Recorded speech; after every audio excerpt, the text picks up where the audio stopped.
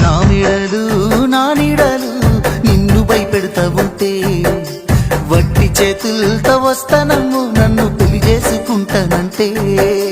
నా బాధలు నా బుసలు నువ్వెందుకు పడతావయ్యో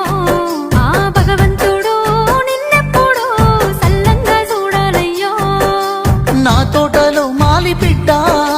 నా కోటకి రాని వంట ఆ కోట నాకెందుకంటా ఉన్నంతలో నేను ఉంటా